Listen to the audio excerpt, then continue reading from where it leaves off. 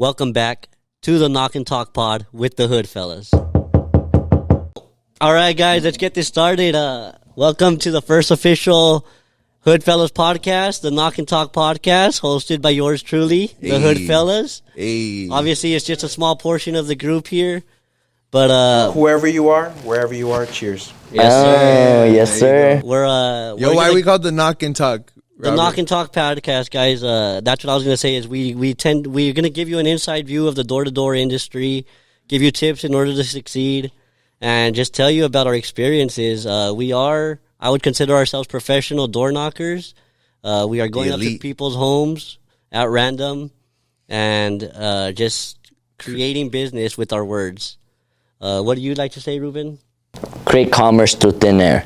I just commerce believe through the thin way air. we have an influence on helping people make decisions.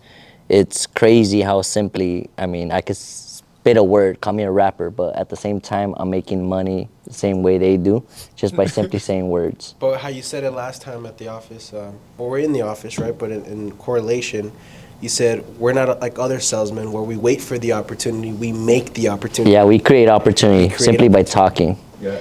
That's what separates us from all the salesmen. I hear so many people say like, well, I sell cars or I sell fucking life insurance, but they're simply waiting for either calls to come in or people to walk through that door. I go to the door and I tell them, you need this. And it's crazy how much, we've made just by simply doing that. Every day dealing with rejection.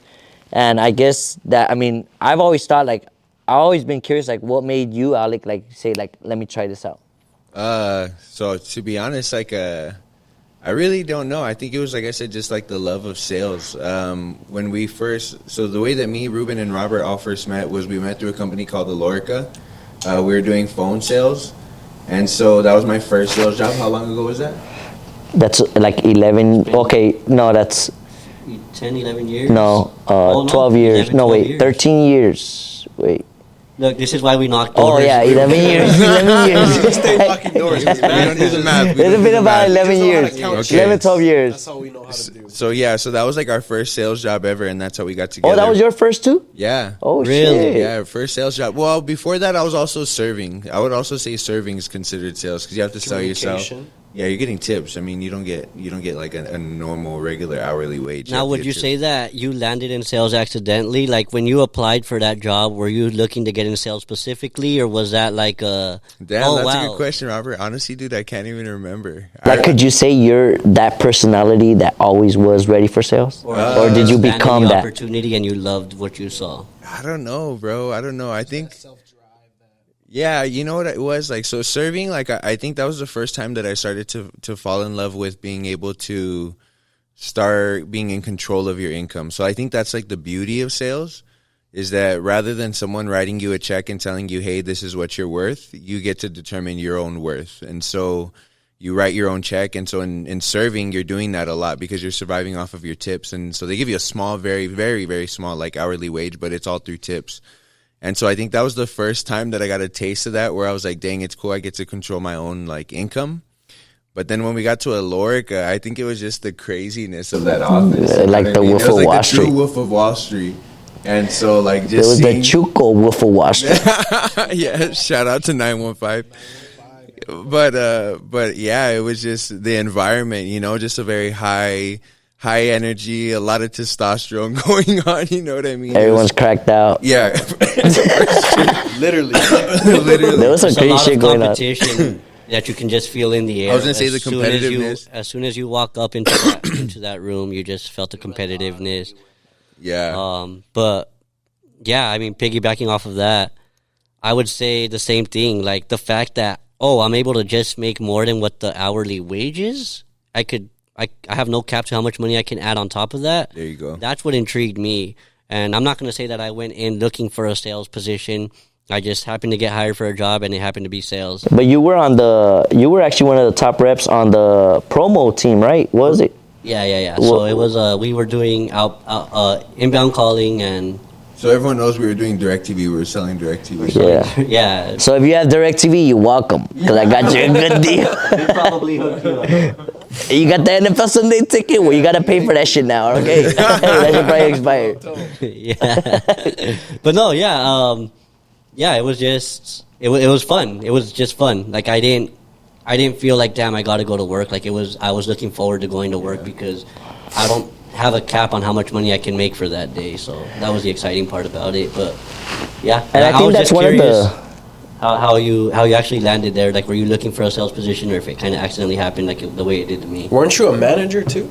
Yeah, well, I became a manager after we had been there for a while.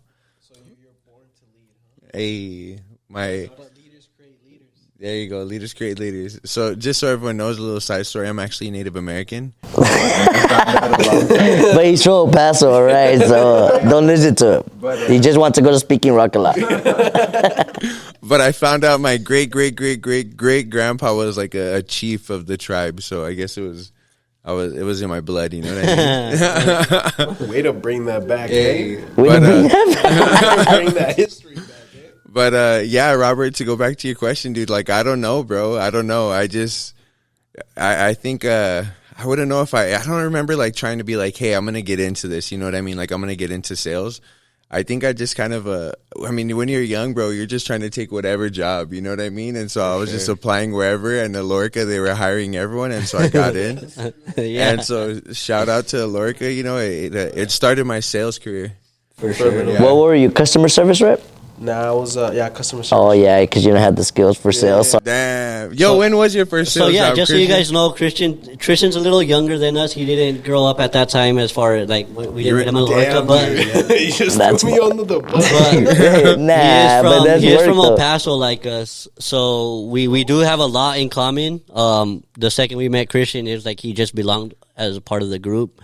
But yeah, Christian, I guess tell us a little bit about like your story. Why sales? Why'd you get into it? Man, I'm gonna be honest. My first sales job, I can't really. You know what's crazy? I actually was thinking about this. I used to sell chocolates. You know how you guys used to sell chocolates as a? I don't know if when you guys were in school. And for football? For the For the food, whatever it was. I would actually, since I was like, I guess I wouldn't say I was like part of the cool kids club or I didn't have much family, right, to just buy all the chocolates. I would actually knock doors. That's the crazy part. crazy. So I would knock doors to sell chocolates. They were like $1. So of course those things would fly, you know, just like that. But that was where it's at. And then kind of just hustling. Sales was never really in my, it wasn't really in my, I guess you could say my view, because I was just trying to, we were young, right? So I was just trying to get every job that there was. Take anything. Oh, I'm at $9 an hour, but this job's offering 11. Well, hey, goodbye. Let me go to the 11 real Yes, quick, and then kind of just climbing. But I guess ever since I was like, I need to get into business. My buddies like Freddie and Jay, these guys were like personal trainers, and I was like, damn, you know, I'm a little too fat. Let me get into training. You're not, bro. I was like, You're not, bro. I appreciate it. But dude, I had lost a lot of weight, and I was like, you know what? Let me become a personal trainer. Keep in mind, I wasn't certified. I wasn't 18. So I was just like, let me influence these guys to believe that I believe what the heck I'm talking about. And that's what happened, dude. I got a lot of clients. I was helping my mom with rent. I was doing what I needed to do. And where was this, right? Nah, this was in El Paso. I was training at Oh, training. Okay. yeah, sales training. So I was doing personal training, right, for fitness. And then I was like, you know what? Let me become an entrepreneur real quick. Let me make a belt brand. So I like belts. So you know how you use weightlifting Yeah. belts? They were called JRC belts. Why? So I was lifting heavy, dude. I was lifting really heavy in that time frame. So I was like, I need a belt. How old were you at this time?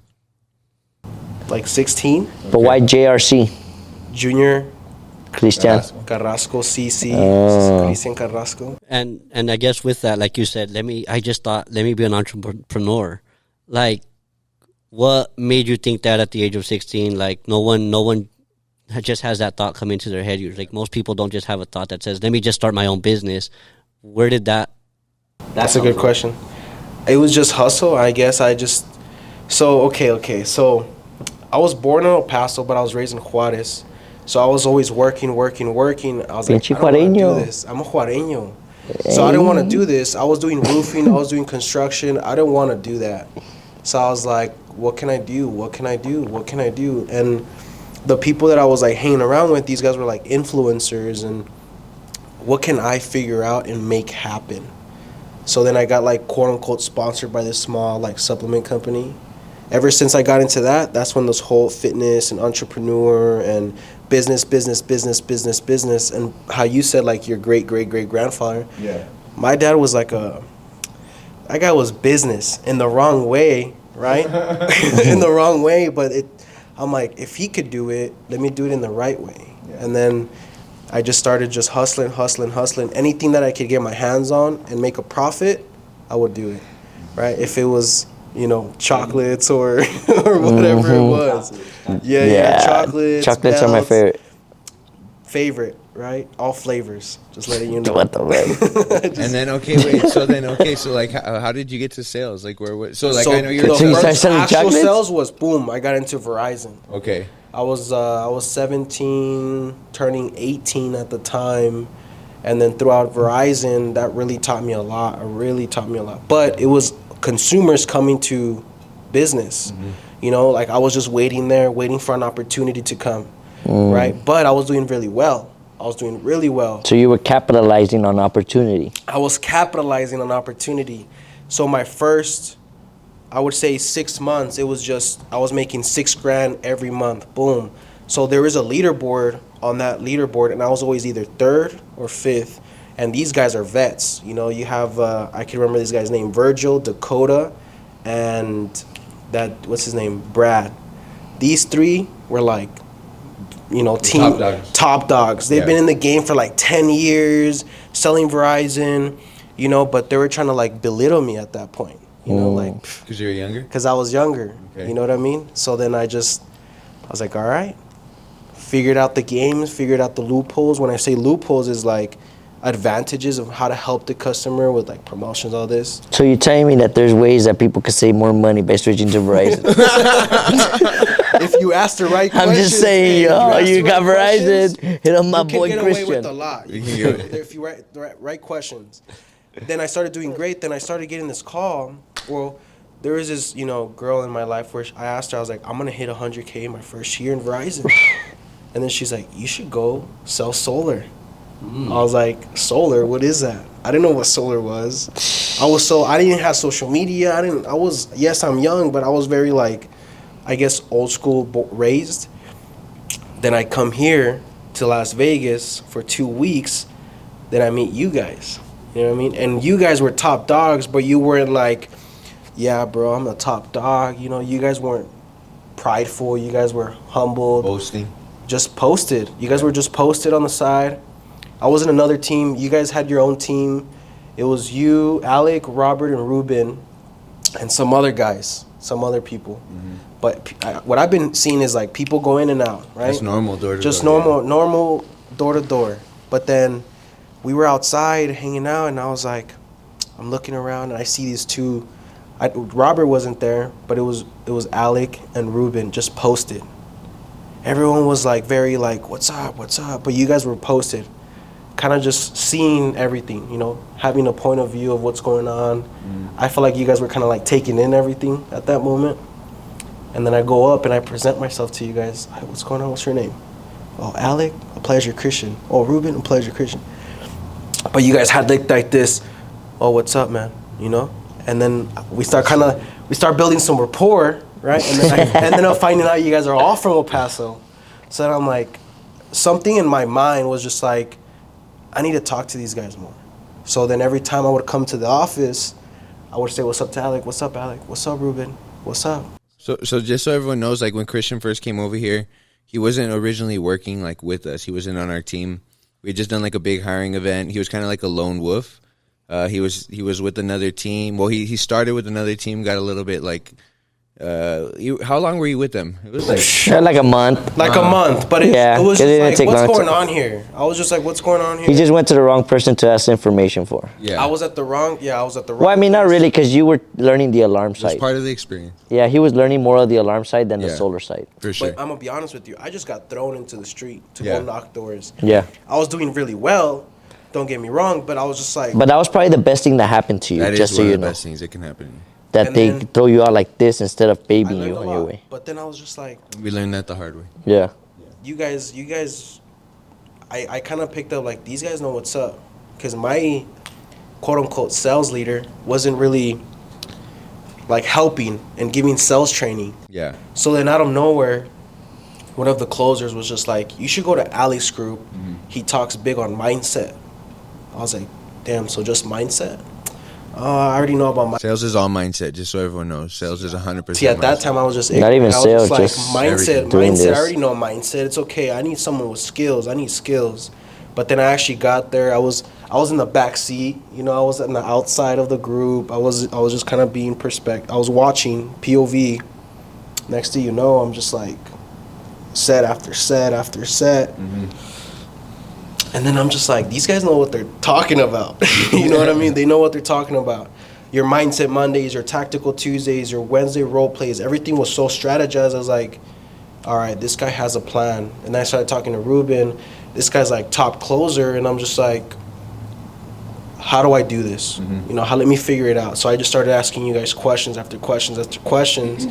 And we just, long story short, we got very close. And That's a key right there, just so everyone knows. Like, you got to be a sponge whenever you're trying to get into anything. You have to go into something and, like, just fully immerse yourself and soak everything up. And the good thing about Christian is, like, Christian was willing to go and ask questions. He was willing to go and learn. And closed mouths don't get fed. So make sure that you're out there, you're willing to learn. You know, the person who doesn't ask a question is dumb forever. But the person who asks a question once is just dumb once. So be dumb once, don't be dumb forever. Ask questions. Closed mouths don't get fed. So shout out to you, Christian. That is true though, because you from day one you've been a student. To this day you're a student, even though you made like 40-50K probably this month, and you're still being a student. You're still there in training, still learning, like, hey, how do I do this, how do I that, how can I implement this, how can I get better? And I think that's a cool thing, because like you said, you didn't come in here with a hot head. You didn't come here, even though you've done sales before, and maybe you were one of the top 5 over there in Verizon. You came in here acting like, I don't know nothing about sales. Teach me everything.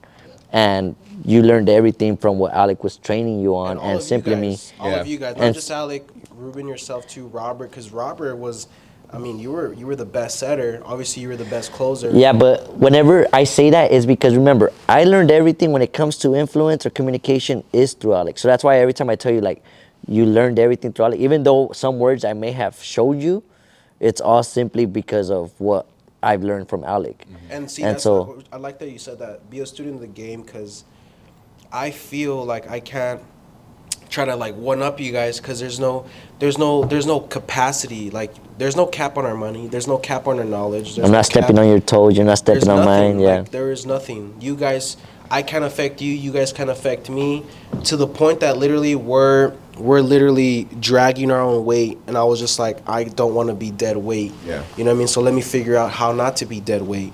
And Bring value to the squad. yes, I made great amount of money. You know, You're great amount of- making. I'm still I mean, making. you have- Well, give everyone like an idea. How long have you been in this industry? He hasn't even hit a year. I haven't even. You haven't even hit a year. So you're still rookie of the year. About to hit. Yeah, still rookie of the year. You're still rookie of the year. And I remember you guys were like, listen to this song, and it's by Nav, Rookie of the Year. Freshman list, yeah. yeah. And I'm just Because you went hard, dude. You honestly bursted. Shout But out to Nav. it's also the system that we have now. Yeah. Yeah, like he's created a system where people are able to grow, progress, become something that they want to do if they want to do that. You And know I what I gotta mean? give a shout out to Ali, because I was coming him on a one-on-one basis, and it's very key to have a mentor, right? So like, obviously, Ruben, you were a mentor. Alec was your mentor. Robert, same thing. And I was just like, damn, they look up to him. Let me see why they're looking up to him. So I was asking him questions. We were having one-on-ones on how to run finances, because this guy was like, I hit my first 100 grand in the first year, and I have nothing to show for it. And I didn't want to be like that, unfortunately. You know what I mean? I am like that. Unfortunately, you know, when a youngin just never has seen that amount of money in their bank account, the first thing that was in my mind was just like, swipe, dinners. But the key thing really is, out I of think that's all part of of this, it's happiness, bro. Yeah. I mean, the fact that you were happy. Money is always going to come and go. It's not real. It's printed every day, simply as we're talking And here. you taught me that. So You the taught fact me that the cool thing is that we know we could, I just need to go talk to someone, and I'll go make thousands of dollars. And that's what's crazy, is that people don't have the balls to go talk to someone. Yeah. To the point that I was like, yo, I'm out of money. And after that same month, I made like, I don't even, like Good amount. good amount of money, and I blew it all. And then I was just like, guys, I don't know what I'm gonna do here. And It's always okay Ruben's to spend money. You know, you should go get a loan. But I was just like, I can't go back. Like, I need to figure this out. I really do need to figure this out. I can't leave this opportunity. There's no way. So I went and got myself a loan. Straight up. So I guess just like piggybacking off of that, in this door-to-door industry, Be prepared. we go, like he said, like Alex said, we go and we put our own names on our back and we determine our own worth. So we work straight off commission. It doesn't matter if we worked out there for 20 hours and we didn't get any sales, we're not getting paid. So there's a certain accountability that comes along in the door-to-door industry that you have to have. But I guess I kind of want to like jump on that, Ruben. So most of you guys don't know, but Ruben was the first one to join Alex's group. What made you do that? Because I know before this you were out working in the oil fields and you were making some good money out there. If I'm not We were making some good money because you were working out there with me too. And so, and especially coming from Chuco. yeah. Especially coming from, so I've always been money driven. I mean, kind of just so you guys know, when I was a little kid, I used to knock on people's doors because I had a lemonade stand, and I would tell them like I had lemonade. Instead of waiting for people to come to my lemonade stand, I would go knock on people's doors to sell them my lemonade.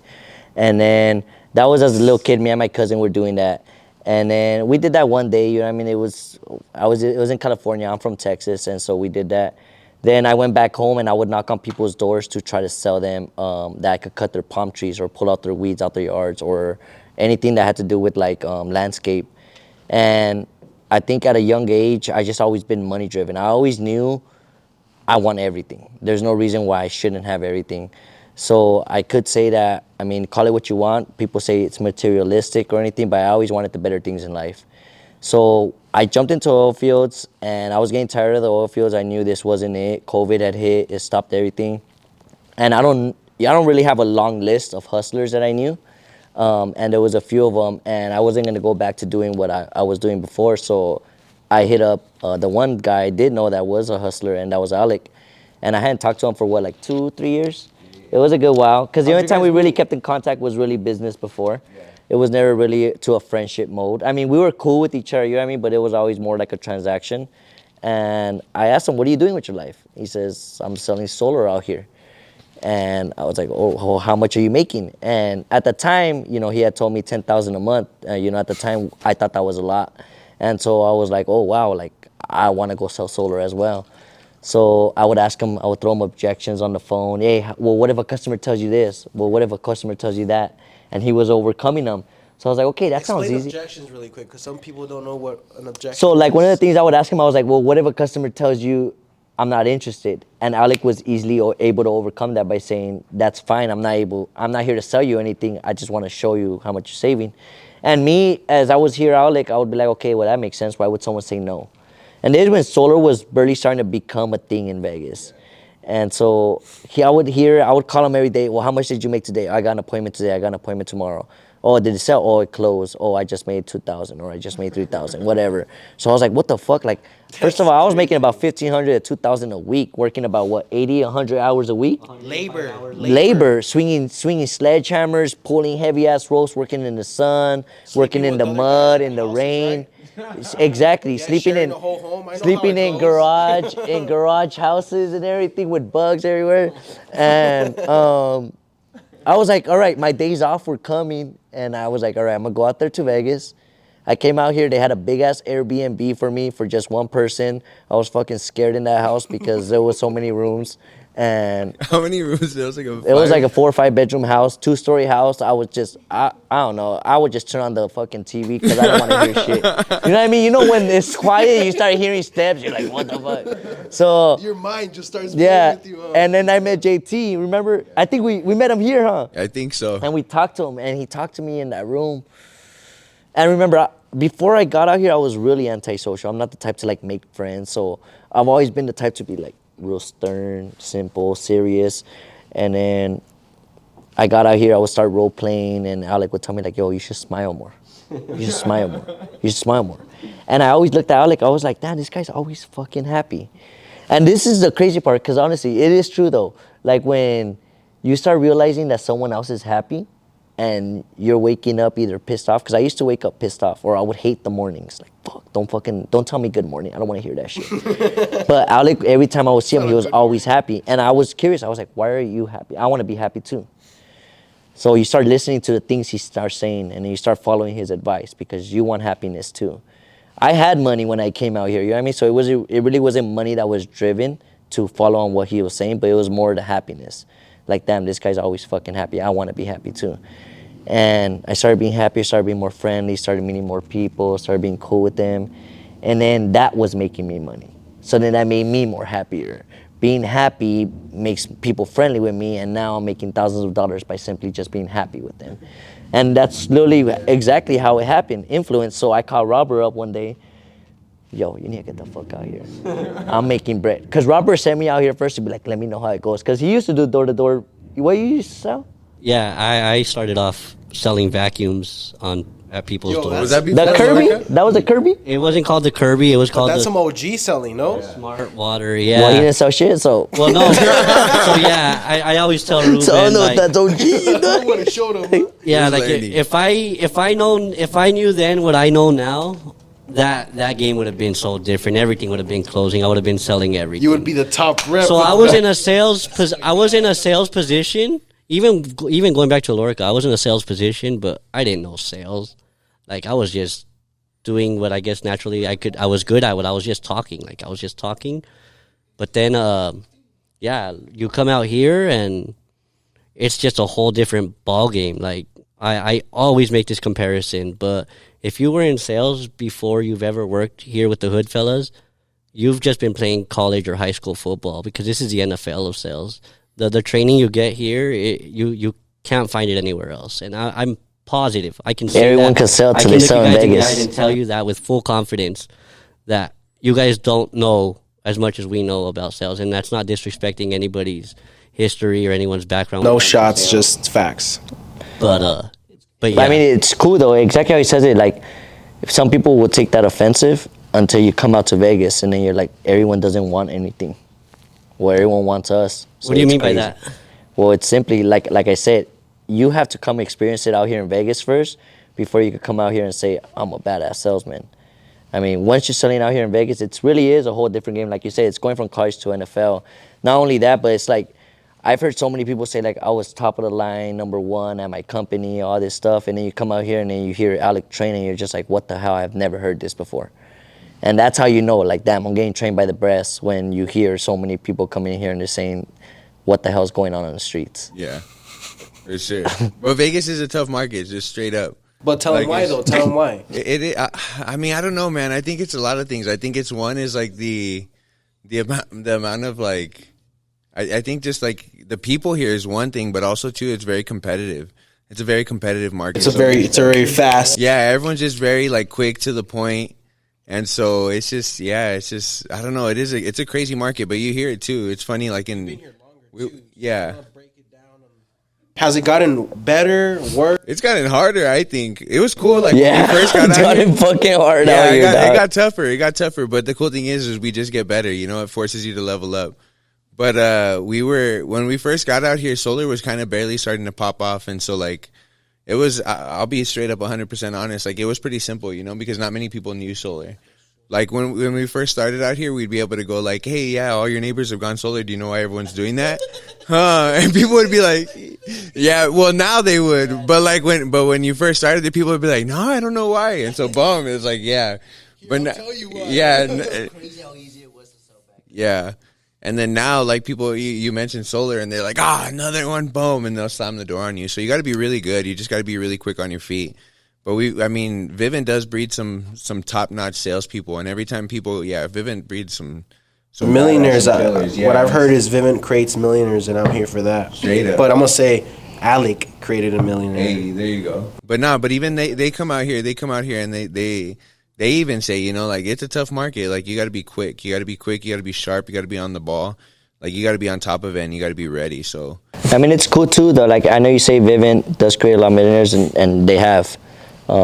But when other people from other regions actually come, like from like with try Vivint, and they come and they hear what he has to say, they're like, oh, this is way different. Like I don't get this training, and that's why the leadership, it is different way over here than it is over there. Well, as far as any other market. And I want to touch base on that. I've had a lot of people tell me, because solar is a competitive industry. So when you're walking down the street and you're knocking doors and you see another company, the first thing they want to do is recruit you. You know, like, what are you doing? Oh, I'm knocking doors. What company? Now they start like, well, we could pay you better and this and that. Yeah. But Alex training has never made me feel more confident of like, there's nothing better. You know what I mean? There's no such thing as better. Like, I am where the best is at. Like, I can't, you could tell me, hey, I'll pay you better. Well, let's just say you do pay me better. This guy could teach me how to make more money. You're getting paid better, but I'm performing more with more volume. So technically, I'm getting paid more than you, right? Because of the red line and obviously how we get paid on kilowatts and all this stuff. But it's the training, the environment. Environment is very key. Why would you say the environment is very key on who your team is? Yeah. I mean, so like, I believe that, and I talk about this all the time, but it's just like who you surround yourself with is who you become, you know? And so if you hang around with bums all day, I mean, you're going to be a bum. You know, if you're hanging out with a bunch of people who are trying to get somewhere, who are focused on a mission, who are moving, like that's what you'll become as well. So, I mean, we're just huge on that, you know? And that's why I knew that when I did start building my team, I knew that I was like, okay, cool. Like I need to get everyone on this right mindset, you know? And so that's why I'm so big on just getting people to change the way they think. And so, I mean, we talk about this a lot too, is like one of the biggest problem with people is that they don't think, like they don't consciously direct their thoughts. I think so many people are just walking around throughout the day just like on autopilot, and they just think the same thoughts that they had yesterday. And so what we're really big on here is just getting people to come in and just start actually directing their thoughts towards something that they want and towards what they're trying to accomplish, rather than just being on autopilot. And Ruben was talking about happiness, and it's like so many people, what they do is they just relive the past, and a lot of the times the past isn't what they want to create in life, and so they keep reliving it over and over and over, and so they're stuck in just that unhappiness. And so we teach a lot that it's not about who you are, it's about who you're becoming, and happiness isn't something that you have to go and get. Like it's just something that you can get at any point in time. Yeah, it's not that, I don't want to say that you can get it, but it's just, it's within you, you know, and you just have to learn to bring it out. And so, yeah, that's one big thing for everyone is like, you don't have to go and get happiness. And it's something that you can just bring out in any given, you just decide like, hey, I'm going to be happy. Like that's how I'm going to choose to live my life. Regardless of all the stuff that's going on, I'm just going to decide to live happy. And so, yeah, I mean, that's what we've done. And I think, again, if you create a bunch of people who are like that, who are happy, who are enjoying life, like we're all just killing it. I mean, that's who we're going to become, you know? And so that's why environment is so crucial. We breed. How did you say? We breed dogs? Yeah, we breed winners. You will never see a flower bloom in a pile of weeds. You just won't. And that's exactly why it is true. Your environment is crucial. Come in and out, and they're just so stuck here in our environment because they love the energy that we bring and the people that we are. And I've seen people stay broke in that classroom. Yeah, just because they want it. Just because they love how that classroom is, the energy, the value that we give. That's a beautiful thing, but if checks it's not. It's not beautiful because, I mean, at the same time, like you want people around you. I mean, if you're trying to level up, you want people around you that are leveling up as well. Yeah. And if someone that's always just staying the same and you're having them a part of your crew, at one point it's going to have an effect. It's like a cancer, like you say, it's a cancer to the room. It will start to spread. And just so everyone knows, like the reason why they were staying broken, I mean, it's because we talk about this a lot too. It's like, it's not knowledge that gives you power. It's the applied knowledge. And so these people, they wouldn't take the information and apply it. And so me too, like I've gone through a huge learning experience here in Door to Door, and it's like, I wanted everyone to win, you know, and like I think that was one of my faults when I first started, is like I wanted everyone to win, and I would try and force people to change. And Ruben was the one that would just harp on me all the time. He's like, you can't teach hustle to some people, bro. Like some people got it, some people are just winners, some people are just losers. And even though I would try so hard, like I would do everything I can to just try and get them to change. Yeah, like I would try like everything. I would do everything I can. I just couldn't force them to work. I couldn't be there babying them the entire time. And so you can lead them, but you can't baby them. But I can't do it for them, you know? And so, yeah, like it was just, it was learning. That was the hard part for me, is learning to let go of the people who are holding us back, and then just surrounding ourselves with winners. Because like I said, I would just try and force it with people, but we've now started to trim the fat, and like we're just focused on winners and dogs around us. And now you're relying on people to help you, right? Like Robert is now one of your setter trainers. Yeah. So like kind of like touch base on that, Robert. Now you're in his position where now you have to make a tough decision of like, is this guy going to cut it or should I invest myself into this guy? Am I going to put so much energy into this person? How do you determine, hey, I'm going to put some energy into this person because I, one, believe in them, or I feel like they got some game in them, or... It's like, and first of all, being, like you said, now you're in Alex, I'm nowhere near Alex's position yet, but definitely working to be there. That would be nice. But yeah, I am out there helping, like training new reps and teaching them what they need to know. But as far as knowing who I'm going to put my time into, I got to see a reciprocation of the energy too. Like, I got to know that you want it for yourself more than I want it for you. And because I'm going to make sure that you learn everything you need to learn. I can teach you everything. But if you're not showing the willingness to ask questions, to wonder how something is said or why you said it this way, it's obvious that you don't want to know and you don't want to learn. And if you don't, I mean, that's all on you. I'm not going to judge you for it, but I just don't want to put my time into you if that's the case. And to be fair, like I wasn't necessarily the one that taught Robert that. Like Robert was kind of the one to tell me, like, bro, like we got to be really choosy on who we give our energy to and who we invest into. And that's another big thing, like I think for leaders too, is like as a leader, like you don't always know everything. Like it's not, you're always learning, you're always growing, you're always developing, you're always evolving. And I think true leaders, I think real leaders, what they do is they bring a team of people together who are on the same mission, on the same mindset, and they have a collaboration of ideas. And so I think that's one of the biggest things that separates our team from every other team is like, I'm not just sitting up here at the top being like, this is what we have to do as much as possible. And you guys know this, like I try and bring us all together so that we can come up with the collaborative of like, hey, this is where we're going. You force it out of us, which I like.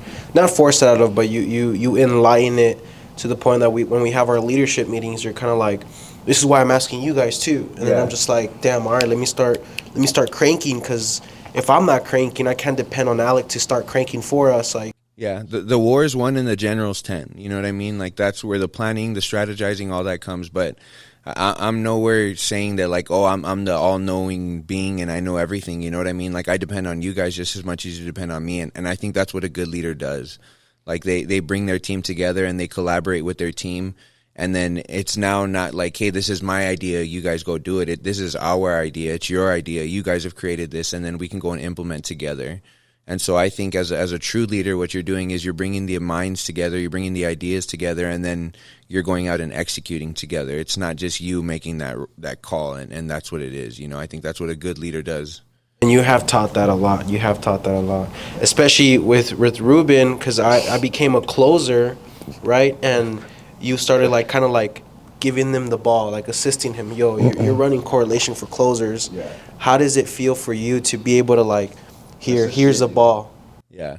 No, that's honestly, and you, I mean, you talk about this a lot, but it's like leaders create leaders. You know what I mean? Like it's just a real leader is going to inspire other people to lead too, and then he's going to give them a platform to lead. And so, yeah, like I mean, that's what I'm trying to do. I'm trying to give you guys the tools and the platform to go and you know, like I think business in itself is just, it's a bunch of duplication. So like when I first got out here, I learned how to sell, and then what I did is I just duplicated myself. I showed Ruben how to do it. And then now I'm in the leadership position, and if I want to scale and if I want to grow and if I want to evolve, I have to duplicate myself as a leader. And so I think what you're always doing is you're just duplicating.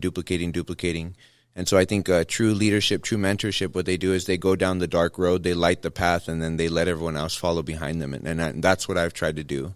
But as much as possible, I get the best satisfaction I get is when I see everyone else leveling up and growing and becoming leaders, when I can see you guys getting up there, running correlations, training people. Like that's where I get my true fulfillment in this job. Yeah, we make really great money. Yeah, we do a lot of cool stuff. But my true fulfillment from this job comes from seeing other people level up and grow. Yeah, it's true though, because I think this month, I mean, everyone's pretty much been making bread. There hasn't really been someone on the team that's really not making money, and that's what's cool, because this team has evolved. Just so you know, it's evolved a lot, and I mean, especially like just how we've gotten closer together. The bond, you know what I mean? It's actually becoming a lot more bigger than what we expected. Before it was just, hey, let's show up to work, let's go knock doors. Yeah, it's more of a family. It's something we're really prideful about, you know what I mean? It's cool because why not? You know what I mean? Like, why not? Why aren't we growing bigger than what There's we a were? bigger purpose for it. But we just realized the value. And to tell you the truth, I think it was when I went to a seminar. I think I paid like what, $1,000 to go to that seminar. What was it? Closer school? It was closer school, and I sat there. What it was like? How long was it? Like 5 hours. It was a 2-day thing, and it was like what, like an 8-hour thing, 8 hour each day. Yeah, right. And after those 16 hours, 2 days, you realize like, damn, everything I just heard and I paid thousands of dollars for, I've been hearing for every single day, Monday through free, Friday, for the 99, past 2 to 3 years. And you realize like, oh shit, like, damn, there's people paying for this and I'm taking this in. Maybe I should stop taking this so lightly and start being more grateful for what I got. You know what I mean? Mm-hmm. And I think that was a switch on me, because I think the following month, and that changed everything from the whole summer. That changed everything from the whole trip, you know what I mean? And that's when I knew, like, okay, so every time, I mean, to this day, I'm 4 years in, and I'm pulling out my notebook, writing every single word he's down. He's saying, yeah, I'm writing down everything, yeah, to this day, you know what I mean? And people see that and they start realizing, like, damn, even the guy that's been here the longest is still taking notes. For a reason. And you don't, for 100% for a reason, but not only just taking notes, but you're going home and you're reading them. You're like, okay, I need to check this, I need to check that. What did he talk about today? And that's what helps you honestly get better. And it kind of keeps you, because remember, in sales, you have that roller coaster, you know, you're still going down. And I always say, when that roller coaster's coming down, put your hands up, because that loop back up is a lot better. And it feels so great. So I don't take my downfalls down anymore when I'm going through my sales roller coaster. I actually enjoy it now, because I know as that loop comes back up, it comes even greater than what it was. It's part of the process. Yeah. It's part of the process. Yeah, like I don't think, like I think everything that you're doing, it's like your life is like a stock. You know what I mean? Like you have your ups, your downs, but you're always constantly going up. And so, but it's part of the process. I mean, as long as you're doing the right things that you need to be doing, your life will always be going up. But you do have those dips, and it's just part of the process. It's the yin and yang of life. You're gonna have the good, you're gonna have the bad. You can't have one without the other. So it's just a part of the process. But it's just understanding, and I love how you say it. It's just like when you put your hands up, because that up's gonna be even funner. It's gonna be crazier. But you just have to go like having that faith, knowing that that's gonna happen. And so, yeah, I mean, but door to door can be a crazy industry. So with that, Alec, I guess wrapping up here, what does it mean to be a hood fella to you? Striving for excellence, human excellence. I would say that's what we're truly about. Is like we're trying to evolve to reach our greatest potential. I would say that's what we're truly about. And obviously we say hood fellas because we're out there in the hood and we're knocking neighborhoods. And I think we're just out there just trying to create the greatest future that we can for ourselves. And right now this is the best opportunity for anyone who's out there right now who's looking for an opportunity, like hit us up, direct message us, hit us up in the comments, whatever the case may be, but reach out to us. This is a great opportunity, guys. It's one of the greatest opportunities out there. I don't know about any other opportunity where you can get in and you have a vehicle that's going to get you to where you want to go as fast as this one will. And if you just apply everything, Guaranteed. right, and guaranteed, if you applied everything, results, 100. Like if it wouldn't make sense for you not to make $100,000 your first year, or maybe even half. Who knows, right? Most people could just surpass. I mean, from speaking for myself, I haven't been here a year. I'm close to hitting 150 for the year. You guys, or whoever you are, wherever you are, you guys could surpass me as much as you guys just surpass yourself as an individual, and it's beautiful. It's a beautiful. I think the main thing here is when you get to it, you really gotta be about it. And a hood fellow, what is it to you, Robert? Dude, hood fellows, we're taking over. We're taking over. It's the takeover. We're on a mission here and on the same mission. But we appreciate you guys tuning in today for our first episode ever. Don't forget to like, subscribe, and follow us on Instagram as well at Hoodfellaz Official. Yeah. But you guys how have many are we gonna be dropping? Like what? 1 or 2 a month? 1 or 2 a month for now. And we'll give you guys some value. Yeah. Stay in touch. We just gotta get the ball rolling. Today we wanted to give you guys the introduction, let us know who we are, what we do, what we're about, and hopefully you guys got some value. But stay tuned. There's tons to come. I'll see you guys later.